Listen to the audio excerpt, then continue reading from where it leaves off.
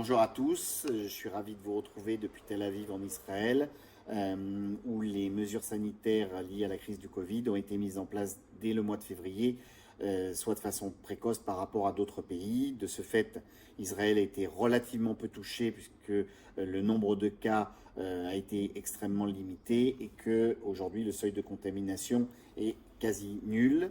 De plus, nous avons limité le nombre de décès à 245 au plan national, ce qui est une chance, ou en tout cas un bon ratio.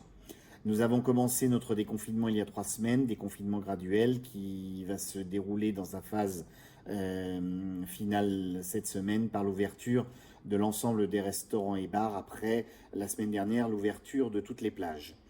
La crise, d'un point de vue de l'organisation de la justice, s'est traduite par la suspension de toutes les audiences non urgentes. Seule la Cour suprême a maintenu son activité, y compris en visioconférence. Comme vous le savez, ce fonctionnement s'est fait dans le contexte politique du moment, puisque nous étions à la 3e élection en un an, en mars, et qu'aujourd'hui est constitué un gouvernement suite à l'accord intervenu entre Benny Gantz et Benjamin Netanyahou. De plus, la première comparution de Benjamin Netanyahou pour les faits qui lui sont reprochés a eu lieu ce dimanche. Je tiens à préciser que le procès pourrait durer plusieurs années, sans exclure la possibilité de trouver entre Benjamin Netanyahou et le procureur un accord qui est possible en application de la loi israélienne.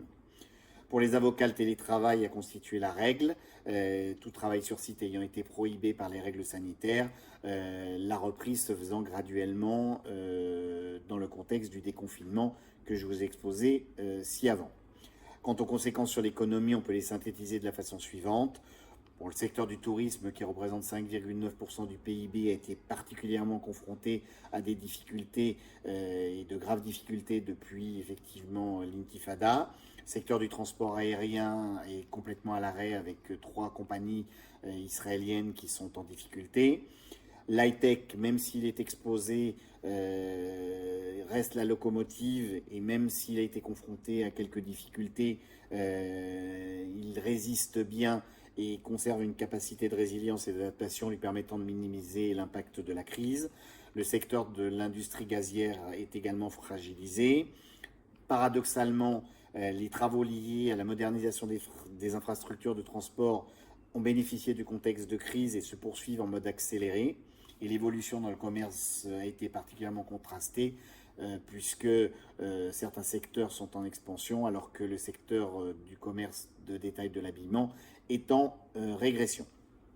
Mais cette crise bénéficie à d'autres secteurs, en particulier l'écosystème de la tech israélienne en matière d'e-santé ou de cybersécurité. En tout état de cause, les prévisions économiques ont été revues à la baisse, en considérant que s'il n'y a pas de seconde vague, le taux de croissance annuel pourrait être en Israël en 2020 de 2%. Les agences de notation, en tout état de cause, conservent leur confiance dans l'économie israélienne. J'espère que ces informations vous seront utiles. J'espère vous retrouver très bientôt. Pascal de Tel Aviv.